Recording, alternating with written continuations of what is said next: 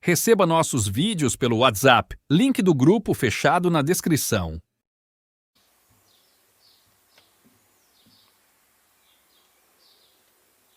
A grande importância das crônicas descobertas por Notovitch é que elas fornecem evidência conclusiva de que os anos desconhecidos da vida de Jesus foram passados na Índia.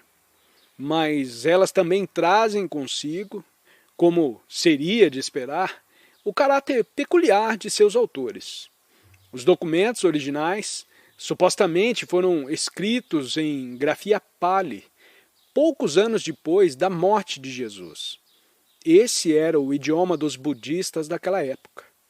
Quando relatos chegaram à Índia, trazidos por comerciantes de Jerusalém, sobre a morte ignóbil de Isa, o santo que havia recebido tanta consideração reverente por parte de membros dessas comunidades durante o período em que permaneceram em seu meio, estes começaram a registrar sua história como uma parte de seus anais sagrados.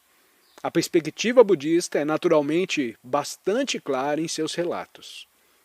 Se o próprio Jesus tivesse escrito a história de sua vida e o cerne de seus ensinamentos, esses teriam sido expressos de modo significativamente diverso do que conhecemos até hoje. Apesar dos melhores esforços daqueles que relataram e registraram os eventos da vida de Jesus, a vida de cada narrador foi necessariamente influenciada em alguma medida por seu próprio contexto. Fosse de um judeu gnóstico, grego, romano, budista, zoroastrista ou de outro credo religioso ou tendência cultural. Sem falar das adicionais distorções na tradução de um idioma a outro, às vezes passando por diversas mudanças. Os manuscritos publicados por Notovitch, por exemplo, foram originalmente escritos em Pali, tendo sido reunidos a partir de testemunhas oculares ou dos relatos de pessoas com diferentes formações linguísticas e regionais, traduzidos depois para o Pali. Os manuscritos, então, seguiram da Índia para o Nepal e de lá para Lhasa, no Tibete, onde foram trazidos para o tibetano e, por fim, copiados para vários monastérios importantes. Notovitch, um russo, copiou as páginas tibetanas com a ajuda de um tradutor e, finalmente, as publicou em francês. E esta edição foi posteriormente traduzida e publicada em inglês. Ainda assim, o valor global desses registros é inestimável numa pesquisa sobre o Jesus histórico.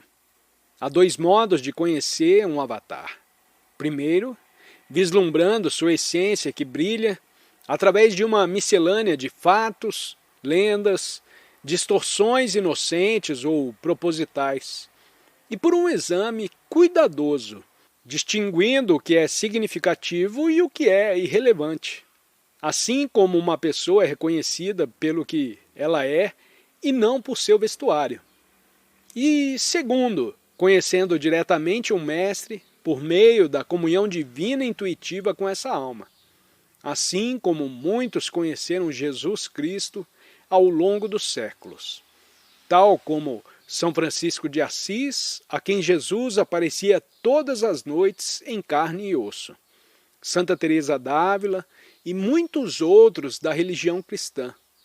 E tal como Shri Ramakrishna, um hindu, e também eu, estivemos muitas vezes na presença tangível de Jesus.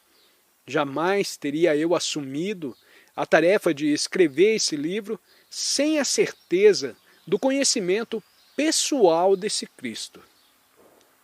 Os documentos descobertos por Notovitch concedem apoio histórico à minha afirmativa, compilada em meus primeiros anos na Índia e que venho sustentando há longo tempo, de que Jesus estava vinculado aos rishis indianos por meio dos sábios que visitaram seu local de nascimento, e ao encontro dos quais ele foi à Índia, a fim de receber suas bênçãos e com eles conferenciar a respeito de sua missão mundial. O que procurei tornar evidente nas páginas deste livro é que seus ensinamentos, interiormente oriundos de sua realização divina e exteriormente nutrido por seus estudos com os mestres, expressam a universalidade da consciência crística que não conhece fronteiras de raça ou credo. Tal como o Sol que nasce no Oriente e viaja para o Ocidente, difundindo seus raios, também Cristo surgiu no Oriente e veio ao Ocidente para ser consagrado em uma vasta cristandade, cujos membros o consideram seu guru e salvador. Não foi uma casualidade que Jesus tenha preferido nascer um Cristo oriental na Palestina. Esse local era o eixo ligando o Oriente com a Europa. Ele viajou à Índia para honrar seu vínculo com os rishis indianos, pregou sua mensagem por toda aquela região e então voltou para difundir seu ensinamento na Palestina, que em sua grande sabedoria ele percebia como a porta de entrada, pela qual seu espírito e suas palavras teriam acesso à Europa e ao restante do mundo. Esse grande Cristo, irradiando a força e o poder espiritual do Oriente ao Ocidente, é um elo divino a unir os povos que amam a Deus, orientais e ocidentais. A verdade não é monopólio do Oriente ou do Ocidente. Os puros raios prateados e dourados da luz solar parecem vermelhos ou azuis quando observados através de vidros vermelhos ou azuis. Assim também, a verdade apenas parece ser diferente quando colorida por uma civilização oriental ou ocidental, considerando-se a simples essência da verdade expressa pelos grandes mestres de diversas épocas e latitudes. Encontram-se diferenças muito pequenas em suas mensagens. O que recebi de meu guru e dos venerados mestres da Índia, percebo ser o mesmo que recebi dos ensinamentos de Jesus, o Cristo. Divirto-me quando meus irmãos ocidentais perguntam: você crê em Cristo? E sempre respondo: Jesus, o Cristo.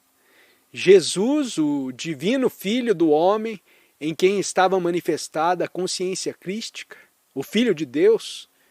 Muito mais do que meramente acreditar nele, eu o conheço.